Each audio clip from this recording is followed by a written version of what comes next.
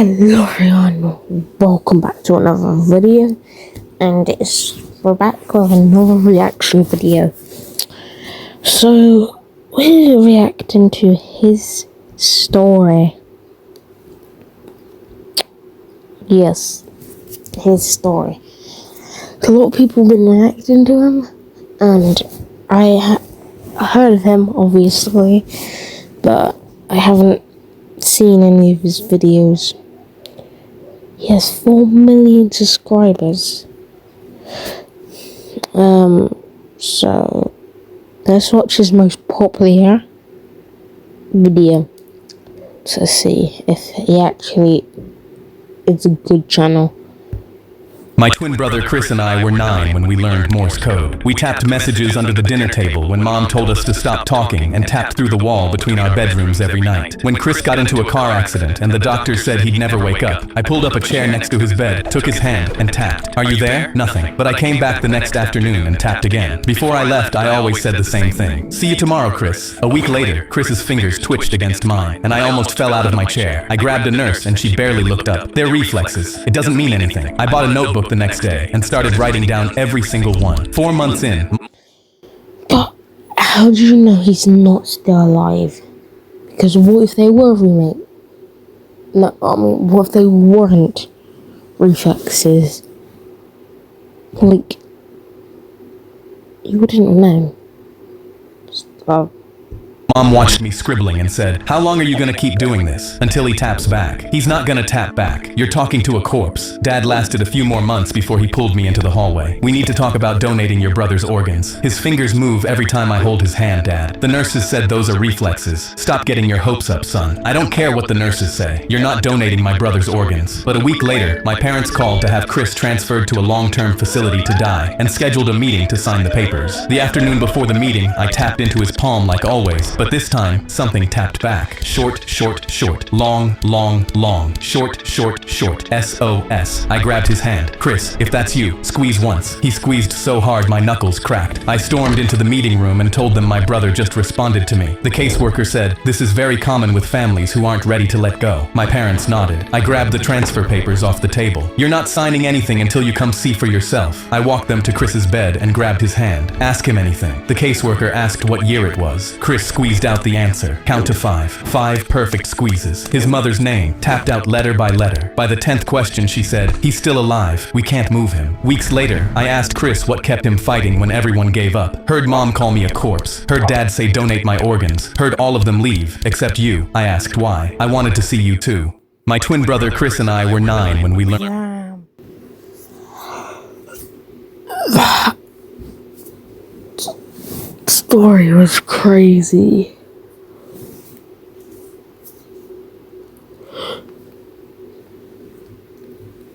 Just stand there. Learned Morse code. The second my mom pulled up to my school, I saw she was mad. And as soon as I opened the car door, she held up my report card. "Are you kidding me? Not a single A on here." I tried to tell her I was sorry. I tried my best. She threw it at me. "Maybe if you didn't stay up all night tapping that dumb secret code on your brother's wall, you'd actually be able to focus." I felt my heart beating.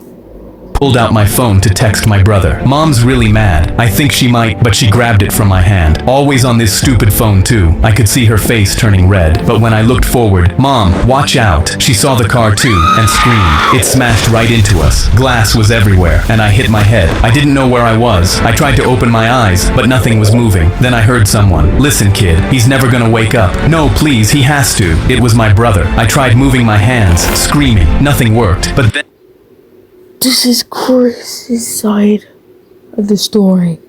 Yo, that is crazy. Then, someone tapped my hand. I instantly recognized it. "Chris, are you there?" I squeezed my hand as hard as I could, but it didn't move. But he stood up. "See you tomorrow, Chris." I felt a tear roll down my cheek. Someone else came in. "We should just pull the plug. I'm not paying for a vegetable. We'll get more money from donating anyways." It was my mom. She was talking about selling me, but I was still here. Jay came back, tapping about his day. I knew I had to warn him. I squeezed my arm. It felt like concrete. "Please, anything. They'll kill me." Then it twitched. He gasped. He ran out to grab them. That's That's just a reflex. No, it's him. You're talking to a corpse. That night, I heard my mom. He's gone. We need to pull the plug. I tried to move. Then, my shoulder twitched. My dad screamed. He moved. They were silent. If he wakes up, we get nothing. We need to get that paperwork signed. They ran out, and I knew I didn't have long. I felt someone tap my hand again. Chris, please wake up. They're gonna kill you. I squeezed. I needed a miracle. Then, my fingers moved. I said the first thing I thought of. SOS. Chris, I knew it. He instantly ran out of the room. Guys, he's awake. He's awake. They rushed in. I squeezed their hands. They saw it all. I heard my mom. He's still alive. We can't move him. But I knew what she said. That night, I tapped it all out to my brother as he wrote it down. He couldn't believe it. Then, when I finally opened my eyes, they gasped. My mom hugged me. Honey, you're alive. But I didn't hug her back. The doors opened behind them, and when the cops walked in, my parents looked nervous. What's going on? Can we help you? They were pissed. They slammed them both in handcuffs, and when they looked, Jake was holding up everything I said. I could barely move my arm, but used all my strength to raise my hand, then my middle finger.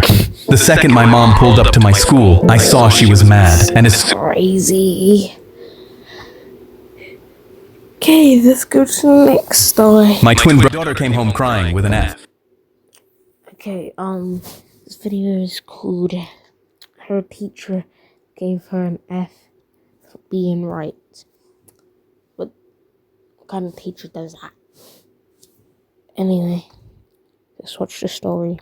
Because her teacher doesn't know what color blood is. The first time I realized something was wrong, Riley came home from school holding out her arm. Look, Dad, you can see the blue blood in my veins right here. She traced the blue lines under her skin with her finger. I put down my coffee and looked at her. Actually, sweetheart, that's not true. Blood is always red because of hemoglobin. It's just darker red in your veins. Her face scrunched up. But Mrs. Miller showed us a whole PowerPoint about it. She even had diagrams from a science book. The next morning, I packed my work scrubs in my bag. I'm an ER nurse at Mercy General, and I was working the afternoon shift anyway. I sent Mrs. Miller an email asking if I could do a quick presentation about blood for career day that afternoon. She loved the idea. When I arrived, Mrs. Miller introduced me as Riley's dad who works at the hospital. 28 kids stared up at me from their desks. I heard you guys learned that blood is blue inside your body, I said. The entire class nodded enthusiastically. Mrs. Miller beamed from her desk in the corner. I pulled out a blood collection tube from my pocket and held it up. This is what we use to draw blood at the hospital. Notice something. The tube creates a vacuum. No oxygen inside at all. I paused. When we draw blood with these, it never touches oxygen until we pop the cap off. I showed them photos on my phone of sealed blood tubes. See? Still red. Mrs. Miller's smile started fading. She shifted in her chair and cleared her throat. A boy raised his hand and pointed to their science textbook. But our textbook says it's blue. I picked up the book and checked the publication date, 1998. Medicine updates pretty fast. We used to think lots of things that turned out to be wrong. Mrs. Miller suddenly stood up from her desk, her hands gripping the edge. Well, thank you for that interesting presentation, Mr. Johnson, but we need to move on to math now. I nodded and started packing when a girl in the back raised her hand. So our textbook is wrong? The class erupted in whispers. Mrs. Miller's jaw clenched and her voice got tight. The curriculum says, actually, I interrupted, pulling up the state science standards on my phone. I walked over and turned my phone toward her. The current curriculum specifically mentions this myth as something to correct. She stared at the screen and her eyes narrowed. Her mouth pressed into a thin line and her nostrils flared. Can I speak with you in the hallway? The kids watched as we walked out and the door closed behind us. Do you have any idea how hard it is when parents undermine my authority? Her face was red and her voice was sharp. Now they'll question everything I say. I kept my voice calm. Isn't that exactly what we want them to do? Question things and learn critical thinking? She crossed her arms tightly. I've been teaching for 22 years. I'm not changing my whole curriculum because some nurse thinks he knows better than our textbooks. The next day, I found out Mrs. Miller gave the class a pop quiz. Riley came home crying, her face red and puffy. Her hands were shaking as she handed me a paper with a big red F on it. I took a deep breath and felt my jaw tighten as I looked at the question. What color is blood inside the body? Riley had written red, and Mrs. Miller had marked it wrong. I requested a meeting with Principal Davis and brought printouts of medical textbooks, the state science standards, and Riley's quiz. The principal called in Mrs. Miller and asked her directly, is blood blue inside the body? After a long pause, Mrs. Miller said, it's what the children understand better. I leaned forward in my chair. My daughter is crying every morning before school because she's afraid of getting F's for writing down the truth. The next day, the school replaced their science books. Now whenever Riley learns something new at school, she comes home and asks me, Dad, is this actually true or is it just a Mrs. Miller truth? My daughter... Like, what kind of teacher would think blood is blue? That's just, like, oh my god. Anyway, let's go to the next story. Apparently this story's a really good story, and It's called My Costume Was Too Real. So let's watch the story.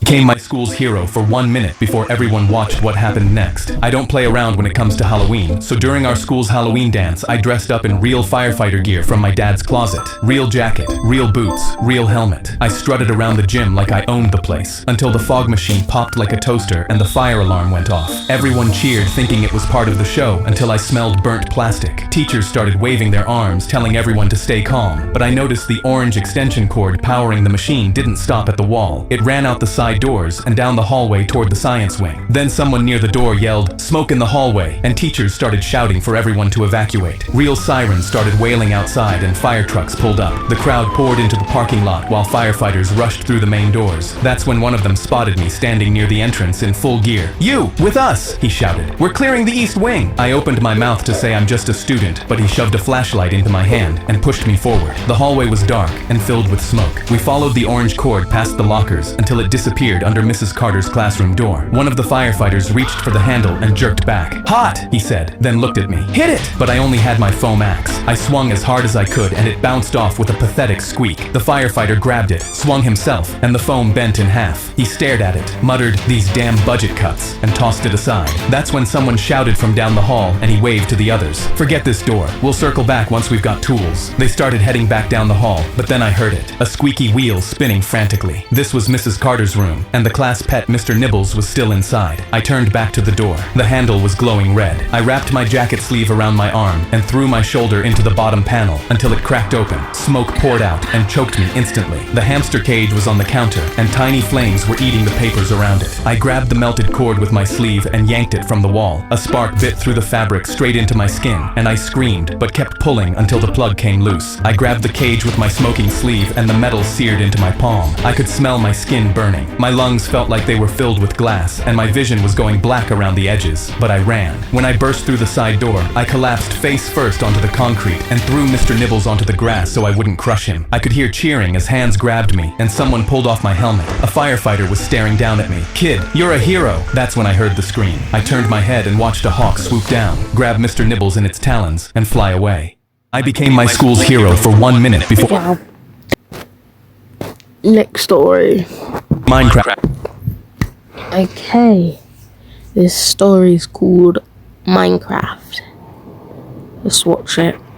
In history class when the girl behind me whispered, "Is that the Battle of Versailles you're building?" I looked down at my half-finished castle. "It's just a random castle. You should make it historically accurate. The real Versailles had symmetrical wings and a central courtyard. I'm not one to turn down a challenge, especially when it means I get to keep gaming in class." I pulled up a reference image and got to work. By the end of that class, I had a decent replica of Versailles, and Katie had spent the whole period feeding me historical details instead of falling asleep. The next day, 3 more kids were huddled around my screen giving input. By Friday, half the class was either watching or contributing to what had become a full recreation of revolutionary France. Katie came in the following Monday and said, "Could you build the major battle sites? It would really help me study for the test." That weekend, I set up a school Minecraft server and mapped out an entire historical world. Students could log in and walk through events in order. I added signs with dates and details at every location. For 6 weeks, test scores were up, attendance was perfect, and I was actually remembering the history because I had to build it. Then during a parent-teacher conference, some freshman walked his mom through the server to show her how he was studying. She happened to be on the school board. The next morning, the principal's voice came over the PA. "Effective immediately, all access to gaming websites, including Minecraft." And yes, he said it as 2 separate words. "Is permanently blocked on school networks." Test scores dropped back down within a month. Attendance went back to normal. The school's new solution for engaging students was a mandatory PowerPoint presentation every Friday. Nobody learned a thing, but at least we weren't gaming.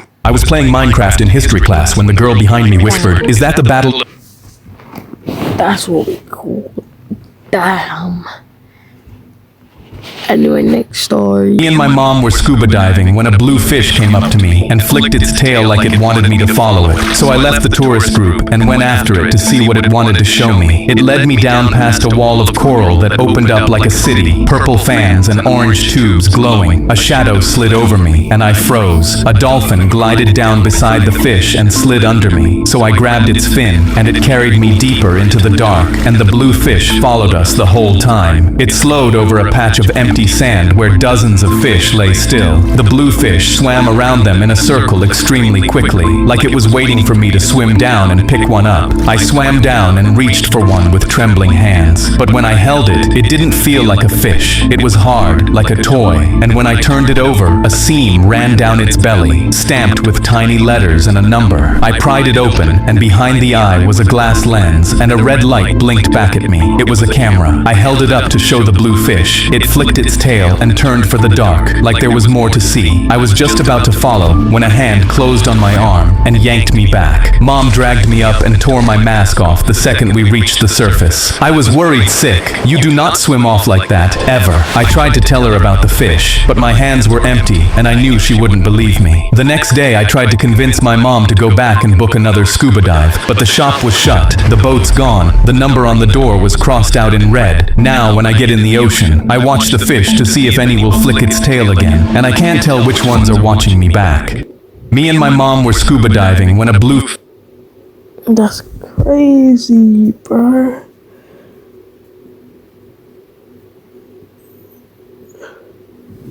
Wonder what I was trying to take in. Next, wait, before we go, let me subscribe to his story.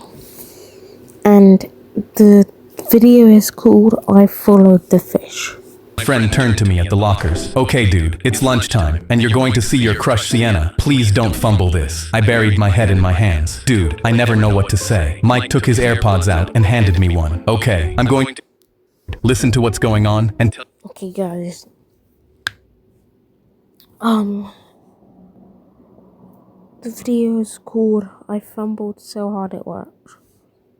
Tell you exactly what to say, word for word. Got it? I fist bumped him. Got it. Thanks, bro. I found Sienna alone at a lunch table and sat down beside her, pretending not to feel nervous. Mike's voice crackled in my ear. Tell her that you really like her nails because they match her purse. I said it word for word, and Sienna's mouth cracked into a smile. I didn't know guys actually noticed stuff like that. Mike cackled like he was an evil genius. Perfect. Now look her in the eyes, crack her a half smile, and ask her what she's doing this weekend. I did, and she twirled her hair nervously. Why? And my mouth to speak, but Mike wasn't saying anything. For 5 seconds we were completely silent, and sweat started dripping down my forehead because I could feel myself starting to fumble the bag. Suddenly, Mike started screaming, "What is that? You! Get off of me!" I was so used to copying what he said that I instantly repeated the words. "What is that? Get off of me!" I said calmly. I kept repeating what Mike was saying. "I am not scared of you. I will end your whole family." For a few seconds it was completely silent. Then Mike broke the silence. "Sorry, bro. I just got attacked by a wasp." That's when I tore the AirPod out and stared at her in disbelief, realizing what I just said. Sienna doubled over, laughing so hard tears were streaming down her face. I buried my head in my hands. "I'm sorry, I have no riz." I showed her the AirPod. "My boy's been telling me everything to say, and I think he just got attacked by a wasp." Sienna wiped her eyes. I loved it. She grabbed my phone off the table. "Saturday, pick me up and leave the AirPod at home." She winked. "Don't fumble this."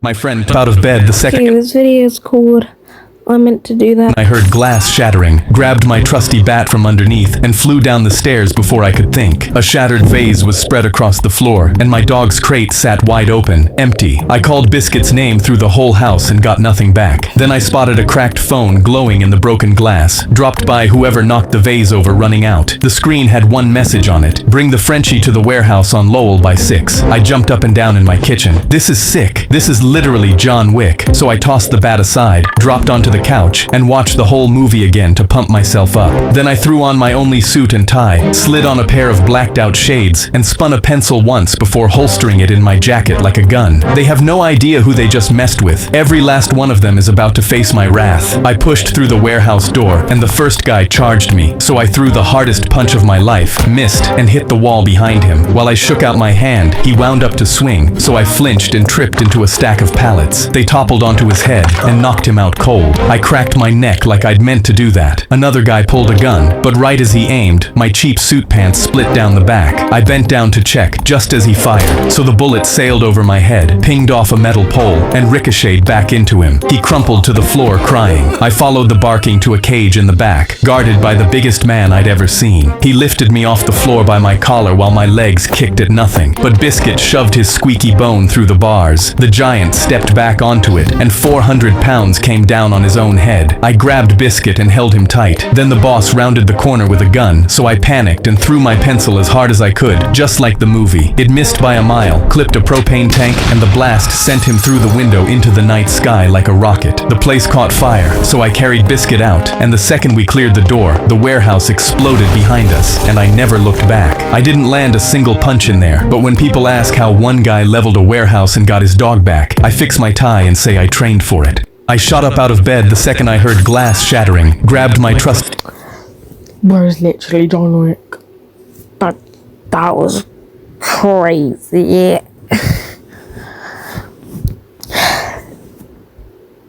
Okay, this video is called She Stole His Hearing Aid.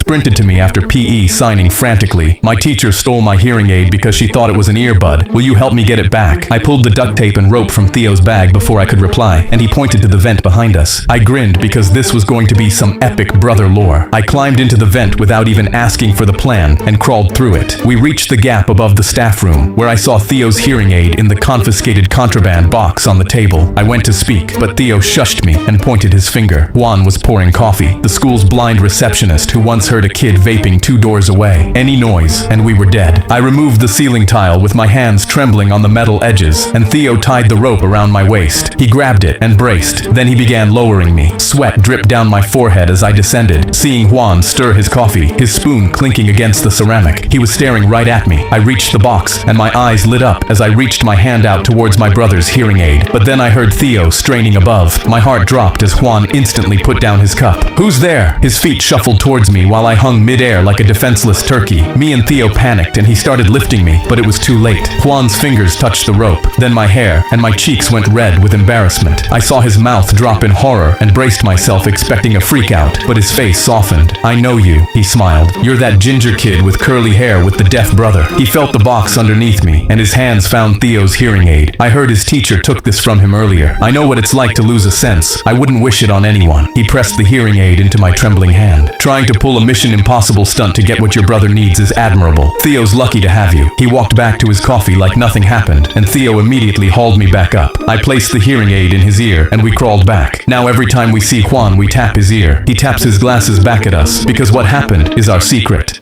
My brother Theo sprinted to me after PE, signing frantically. That was a pretty good story, you know. Next story. This is one of his oldest videos called Dead Boy.